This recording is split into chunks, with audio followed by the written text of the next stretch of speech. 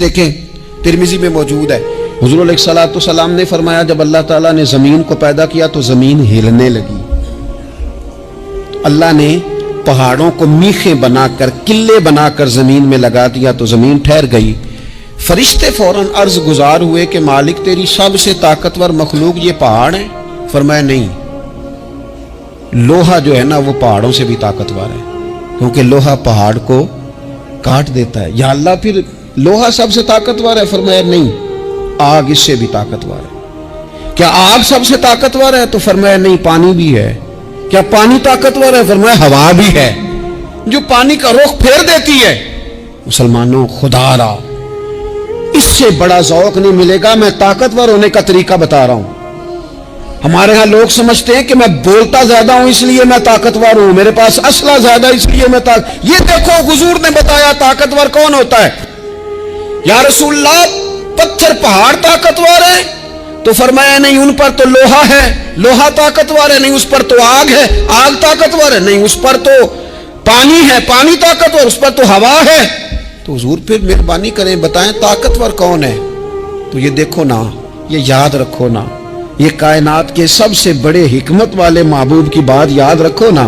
حضور فرمانے لگے سب سے زیادہ طاقتور وہ مومن ہے جو سیدھے ہاتھ سے صدقہ دیتا ہے اور دوسرے کو پتہ بھی نہیں لگنے دیتا۔ اس ہاتھ سے صدقہ دیا اور اس ہاتھ کو پتہ، جس میں یہ اخلاقی طاقت آ جائے نا کہ اللہ کے راستے میں دے کر پھر اسے چھپانا آ جائے، وہ بڑا طاقتور آدمی۔ میں یہ سب سے بڑا طاقتور ہے جس نے اپنے رب سے راز نیاز شروع کر لیے، اللہ کے راستے میں دیتا ہے پھر کسی کو خبر۔ یہ کون سی طاقت ہے؟ یہ روحانی طاقت ہے، یہ اخلاقی طاقت ہے، یہ کردار کی طاقت، یہ سوچوں کی طاقت ہے، یہ آپ کے مزاج کے بلند ہونے کی طاقت ہے۔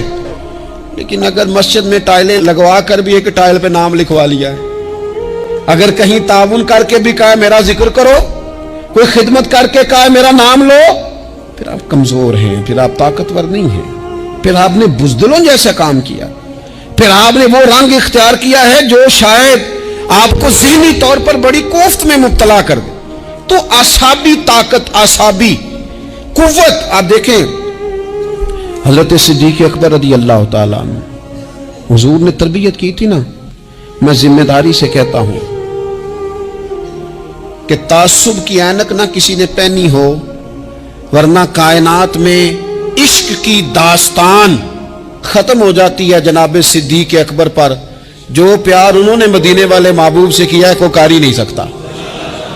اور ہر وقت کی جدائی، ہر وقت کی، یعنی بیٹھے بیٹھے نا حضور کے وصال کے بعد بیٹھے بیٹھے حضرت صدیق اکبر اٹھ کے نا تو ایک رستے پہ چلنا شروع ہو گئے۔ کسی نے پوچھا ابوبکر کہاں جا رہے ہو؟ کہنے لگے یار ایک دن نا محبوب 2-3 دن کے لیے کہیں گئے تھے، اس رستے واپس آئے تھے۔ جنہاں دے دل پر جانی وچھڑن کون روے پھر تھوڑا، یہ سب روگاں دا روگ محمد جس دا نام وچھوڑا۔ پریشان ہوں تو دل کر رہا پتہ نہیں یہاں سے آ نہ جائیں۔ اتنا زیادہ محبوب کی غلامی اور نبی پاک کی محبت کا ذوق، لیکن اعصابی طور پر مضبوط کتنے تھے؟ حضور کے وصال کے بعد جس بندے نے اپنے پروں کے نیچے پوری امت کو سنبھال لیا ہے نا، اس کا نام بھی ابوبکر صدیق ہی ہے۔ ایسے ایسے سنبھال لیا، سب سنبھال، دکھ سب سے زیادہ لیکن سنبھالا۔ کوئی زکوٰۃ کا منکر پیدا ہو رہا ہے، کوئی ختم نبوت پہ حملہ کر رہا ہے، کوئی کچھ ہو رہا ہے، کوئی کچھ ہو رہا ہے، ابوبکر صدیق نے فرمایا سارے لشکر روانہ کرو، جہاں جہاں حضور نے فرمایا تھا جہاد کرو۔ فرمایا جو ایک رسی بھی زکوٰۃ کی نہیں دے گا وصول کریں گے۔ لوگوں نے کہا حضور حالات بڑے اور طرح کے ہیں، کیسے کام چلے گا؟ حضرت عمر جیسے دلیر بندے بھی کہنے لگے جناب یہ نظام کیسے چلے گا؟ تو ابوبکر صدیق فرمانے لگے عمر تجھے تیری ماں روئے، تو بڑے مضبوط مزاج کا تھا، یہ مجھے کیا پیغام دے رہا ہے؟ فرمایا عمر یاد رکھ اگر میں مدینہ منورہ میں اکیلا بھی رہ گیا اور جنگل کے درندے میرا آ کے گوشت بھی نوچ کے لے گئے تو پھر بھی میں ان اصولوں پر کھڑا رہوں گا جن اصولوں پر مدینے والے رسول نے مجھے کھڑا کیا ہے۔ ذرا گنجائش نہیں۔ ہم یہاں سے مضبوط لوگ ہیں، یہاں سے ذہنی بلندی، ذہنی پختگی، یہ حسن ہے زندگی کا۔ یہ کیا بات ہوئی परसों फैसला कोई और था, सवेरे प्रोग्राम कोई और बन गया। कल फलाने का मुरीद था, आज मुझे फैज नहीं मिला, इधर जा रहा हूं। परसों फलाने को उस्ताद बना बैठा था, आज मेरा प्रोग्राम बदल गया है। कल मेरी सोचें और थी, आज मेरी सोचें और हैं। जो कौम सारी जिंदगी तायुन ही ना करे वो काम कैसे करेगी? जो रास्ते का आगाज ही ना करे वो मंजिल पर कैसे पहुंचेगी? तो कमजोर बातों से निकले, बुज़दिलाना सोचों से बाहर आए, तय करें जिंदगी में ये कुछ हमने करना है। मैंने कहा है निकले मैदान में जीतने के लिए, फिर रब की मर्जी है, फिर अल्लाह की मर्जी है। सारी जिंदगी सहाबा पर कर्ज रहा, कर्जे भी रहे, खिदमतें भी होती रही, जिहाद भी होते रहे, ड्यूटियां भी होती रही, सारे काम ही होते रहे। हमारा ये मिजाज है, एक दो खा गया है सारी खुशियां ही गई, बस सारा कुछ खत्म कर बैठते हैं। तो थोड़ी सी ना मजबूत देखें। अच्छा ये हजरत अबू बकर का हाल है, तो जनाब उमर की कैफियत क्या है? कलमा पढ़ते ही हजरत उमर ने फरमाया या रसूलल्लाह, जब आप सच्चे, कुरान सच्चा, इस्लाम सच्चा, तो छुप के नमाज पढ़ने का क्या मतलब है? फरमाया अभी तादाद ही कोई नहीं, 40 तो मुसलमान है। अर्ज की हुजूर मेहरबानी करें ना, आप सिर्फ इजाजत दें। 20-20 लोगों की सफ़े बना दी गई, एक सफ के आगे हजरत उमर है, एक सफ के आगे हजरत अमीर हमजा है। जनाब उमर कहने लगे चूंकि आप अल्लाह के रसूल हैं तो लिहाजा नमाज भी आज अल्लाह के घर में पढ़ी जाएगी। तो हजरत उमर बैतुल्लाह शरीफ के बीच खड़े होकर नारा लगाते हैं, फरमाते हैं मैं उमर हूं, तुम मुझे भी जानते हो, मेरे बाप को भी जानते हो, तुम मेरा कबीला भी जानते हो, मैंने पढ़ लिया है महबूब का कलमा। अब जिसने बच्चे यतीम कराने हो और अपनी बीवी बेवा करानी हो वो आए और मुझे रोके। ये महबूब अल्लाह के हैं और घर भी अल्लाह का है, तो नमाज भी आज अल्लाह के घर में पढ़ी जाएगी। जब तक इंसान यहां से ताकतवर नहीं होता, फिर बात आई सैयदना उस्मान गनी की। मैं पहला वहां ओना रिंदा तो जिन्हें खुली बगावत की थी, है पूरा कबीला और तरफ है, उस्मान तेरे घर में माल है, दौलत है, वज़ादारी है, लोग सारे क्या करेंगे? वालिद मुखालिफ, चचा मुखालिफ। हजरत उस्मान गनी जैसे आदमी को पकड़ के बांध दिया गया घर में। पर उस्मान गनी कहने लगे मैं उन बुज़दिलों में से नहीं हूं जो मोहब्बत भी करें और इजहार भी ना कर सके, जो दावा भी करें और फिर उनके अंदर ताकत इजहार भी ना हो। फरमाया तुम जितना बांध सकते हो बांध लो, तुम अपनी दौलतें, हुकूमतें और अपना जाहो जलाल संभाल के रखो, हमने तो गुलामी का फैसला कर लिया है। और फिर की गुलामी उन्होंने। और जहां तक बात है शेर खुदा हजरत अली उल मुर्तदा की, हजरत अली उल मुर्तदा शेर खुदा का तो ये हाल था कि सारी जिंदगी मैदान में रहे। एक दिन हुजूर ने सिर्फ फरमाया कि आज आपको नहीं लेके जाना, आप थोड़ा ना मेरे नायब बनकर, हुजूर किसी ना किसी को नायब बना के मदीने में छोड़ के जाए, एक दिन सिर्फ कहा नहीं लेके जाना।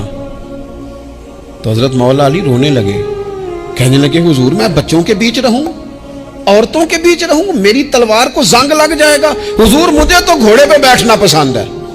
अच्छा मैं आपको एक और बात भी अर्ज करूं, पहले भी मैंने कहा था फिर कहता हूं, कुछ लोग पढ़े लिखे होते हैं बहादुर नहीं होते। हजरत अली के इल्म का भी कमाल उरूज पे और बहादुरी भी पूरे उरूज पे। जिंदगी ना बहादुर लोगों की होती है। ये शहाबुद्दीन गौरी लेटे हैं यहाँ सुहावा में, तो किसी ने पूछा उनसे कि यार आप कहाँ रहते हैं?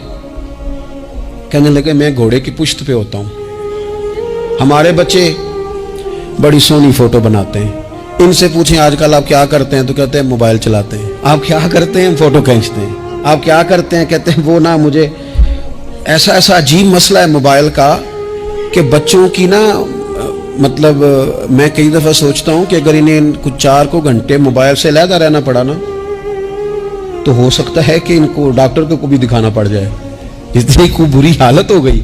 मुझे ढेर सारे दोस्त कहते हैं जी आप टेलीफोन पे मिलते नहीं। मैंने कहा मैं पहले मिला करता था जब तक लोगों की जेब में मोबाइल था, जब से लोगों ने हाथ में पकड़ लिया ना तो फिर तो एक दिन में 100 नंबर मिलता है, तो फिर आप कैसे मोबाइल पे रहेंगे? फिर तो एक ही काम है, या फोन सुनेंगे या कोई और काम करेंगे। तो थोड़ी सी हिम्मत वाली जिंदगी गुजारें। बुज़दिलाना बातें, कमजोर बातें हमारे बच्चों को भी कमजोर कर देंगी। ये कुछ नहीं कर सकेंगे। हजरत सैयदना अब्दुल्ला बिन जुबैर रदी अल्लाह ताला अन्हु, ये मदीना मुनव्वरा में पैदा होने वाले सबसे पहले बच्चे हैं। हजरत सैयदना अबू बकर सिद्दीक रदी अल्लाह ताला अन्हु के नवासे हैं, हुजूर के फुफ्फो जनाब सफिया के पोते हैं और अशरा मुबशरा सहाबी हजरत जुबैर बिन अवाम उनके बेटे। शुरू से ही बड़े बहादुर थे। एक दिन कुछ बच्चे गली में खेल रहे थे तो एक शख्स ने आओ के ना चीख मारी, डराया, सारे बच्चे भाग गए। जनाब अब्दुल्ला इब्ने जुबैर कहने लगे क्यों भागते हो, अब चीखों से भी डरोगे, वापस आओ सारे, मैं तुम्हारा अमीर हूं, आओ जरा इस पर हमला करें। हम सारे भागे और ये अकेला खड़ा रहे।